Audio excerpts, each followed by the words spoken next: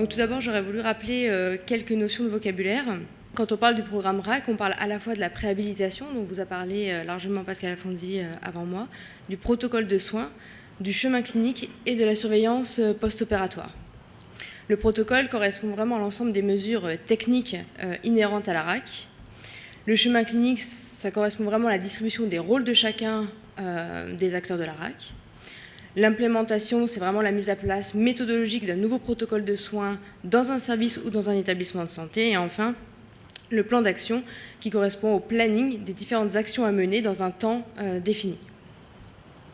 Donc on va parcourir ensemble le chemin qui est assez sinueux pour réussir à mettre en place la RAC. Et vous avez donc pour imager un peu tout ça, donc ces qui sont vraiment reliés entre elles, à la fois aussi pour symboliser la nécessité que tous les acteurs de la RAC se coordonnent ensemble pour que le projet aboutisse. Donc tout d'abord, il faut rassembler le binôme leader. Donc le binôme leader, c'est un binôme qui doit être motivé par le projet et qui doit avoir une bonne connaissance du programme RAC. Il s'agit du chirurgien ou de l'obstétricien associé à l'anesthésiste. Et ensemble, ils vont solliciter le reste de l'équipe médicale et paramédicale pour mettre en place la RAC.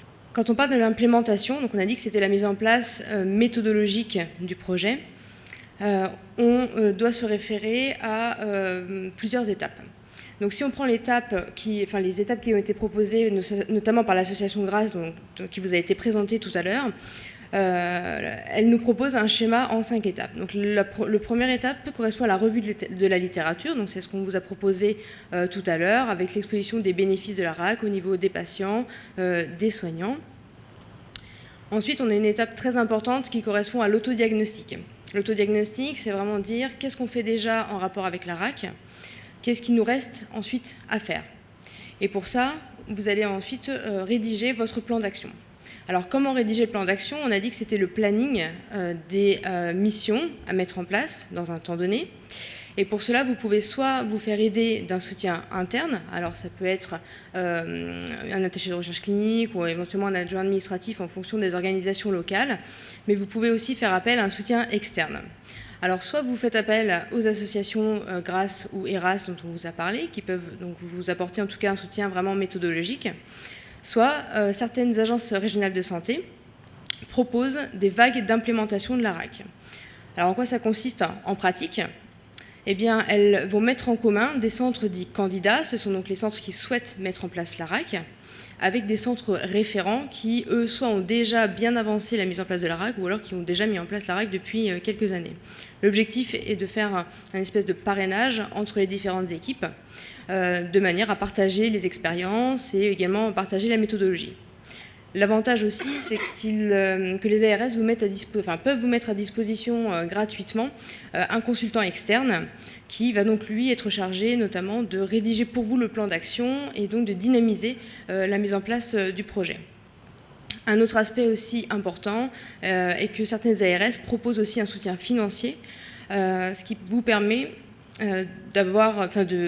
d'implémenter plus rapidement votre programme si vous avez notamment besoin de moyens pour faire des travaux par exemple, acheter du matériel, faire un salon d'accueil par exemple pour les hospitalisations à J0, voilà, tout un tas de matériel en plus qui du coup, du fait de la facilité à débloquer les fonds, vont vous permettre de mettre en place votre programme plus rapidement et donc en plus de motiver les équipes. Ensuite, donc, une fois que vous avez fait votre plan d'action et que vous avez défini les objectifs à atteindre, eh bien, vous allez devoir faire des réunions régulières et répétées pour pouvoir mettre en place le programme. Et enfin, il y a une dernière étape d'auto-évaluation du programme via un audit qui sera développé par Karim Slim tout à l'heure, qui a pour objectif d'évaluer l'observance des différents acteurs au programme et en plus de faciliter la pérennisation du programme. Alors si on s'intéresse au protocole de soins RAC, c'est un protocole qui doit bien sûr être fiable et reproductible et qui doit donc décrire l'ensemble des mesures anesthésiques et chirurgicales spécifiques à la RAC. Alors, vous pouvez vous faire aider, notamment, donc, encore une fois, des associations GRACE ou ERAS qui vous proposent donc, des protocoles types dont vous pouvez largement vous inspirer et adapter éventuellement à ce qui est réellement, ce que vous pouvez vraiment mettre en place en pratique dans vos services. Vous avez donc du coup l'ensemble des mesures préopératoires immédiates, opératoire, post-opératoire, et puis vous devez aussi développer les modalités de retour et de surveillance à domicile de vos patientes. Alors aussi, dans le protocole doit figurer la population qui est concernée par la RAC, et à noter qu'il n'y a pas beaucoup de patientes qu'on peut exclure de la RAC. L'idée, c'est vraiment que ça puisse concerner vraiment une majorité des patientes.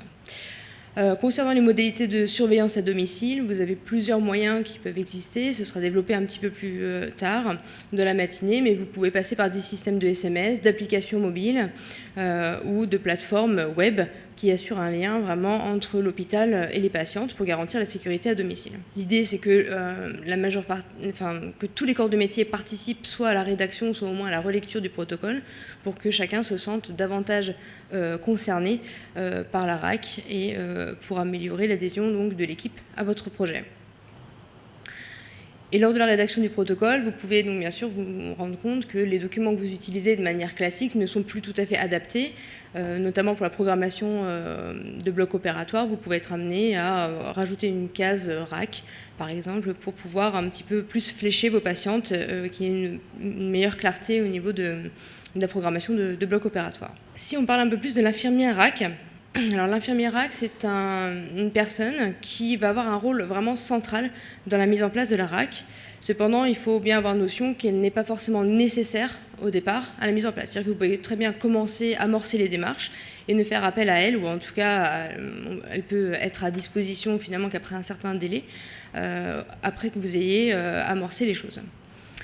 Elle peut vous permettre, ou il peut vous permettre de vous faciliter et de faire avec vous l'auto-évaluation dans votre service, si elle est là donc, au départ du projet, et ensuite donc, de déboucher sur les moyens nécessaires. Elle va donc pouvoir dire, voilà, pour pouvoir mettre en place la RAC, dans tel centre ils font de telle ou telle manière, donc nous, chez nous, on ne peut pas faire ça, et donc il nous faut tel moyen humain, tel moyen financier pour pouvoir le mettre en place. Elle va assurer un lien entre tous les acteurs de la RAC, que ce soit des patientes aux chirurgiens, aux anesthésistes. Elle va participer à la rédaction du calendrier des différentes réunions. Elle s'assure du respect des protocoles. Et puis ensuite, elle a un rôle très important de suivi des patientes, puisqu'elle va les rencontrer juste après la consultation avec le chirurgien. Elle va les accompagner dans leur chemin clinique. Et puis, elles vont aussi retrouver les patientes après leur intervention pour donc les suivre à domicile, les rappeler une fois qu'elles seront rentrées chez elles, et ainsi garantir aussi la sécurité des patientes une fois que l'intervention est passée.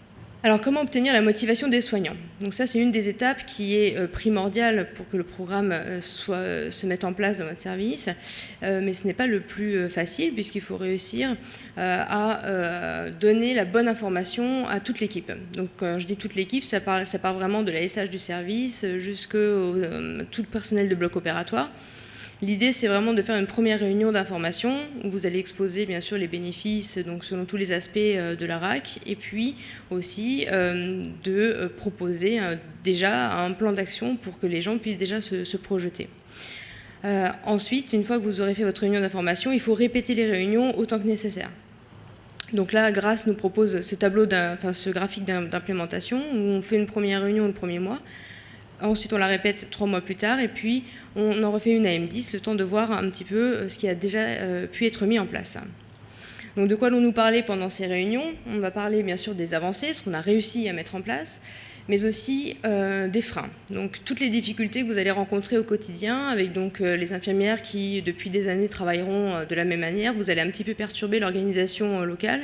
Donc, c'est important vraiment d'être à l'écoute de l'équipe, de manière à ne pas avoir de barrière vraiment franche. Il faut vraiment être vigilant, parce que c'est vrai que ça perturbe parfois tellement l'organisation locale que l'idée, c'est vraiment de pouvoir discuter ensemble et de trouver des solutions pour que le projet aboutisse malgré tout.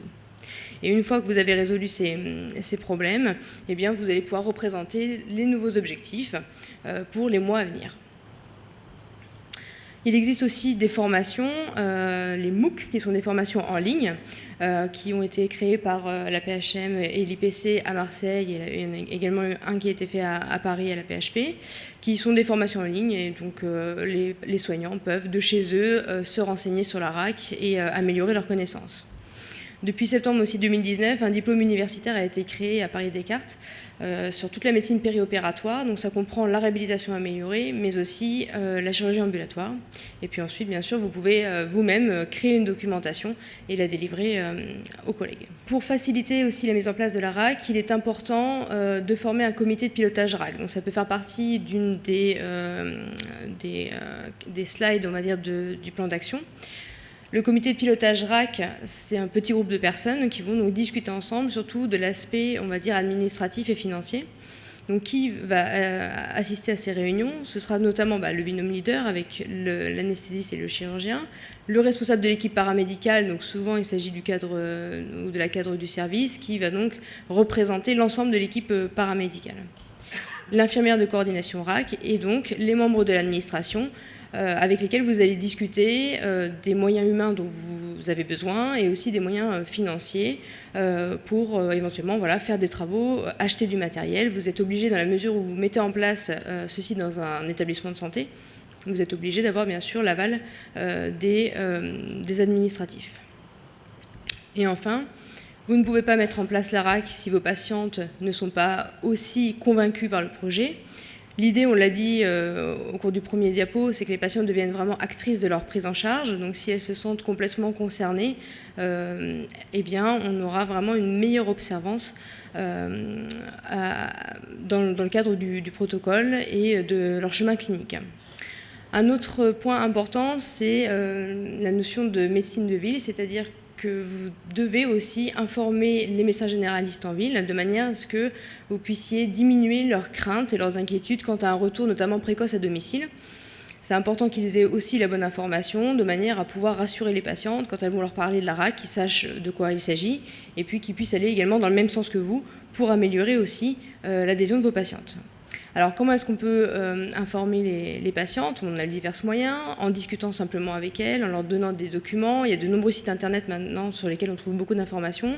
Et puis, vous pouvez aussi créer des petites vidéos donc ludiques. Alors, nous, à Clermont, effectivement, on avait créé donc, cette petite vidéo avec les Playmobil, de manière à ce que les patientes elles se projettent dans leur chemin clinique. Et l'association Grâce, donc, elle fait aussi une vidéo assez ludique qui reprend vraiment toutes les étapes de la RAC. Donc ça, c'est disponible vraiment de manière gratuite et illimitée, notamment sur le site Grâce. Voilà, je vous remercie.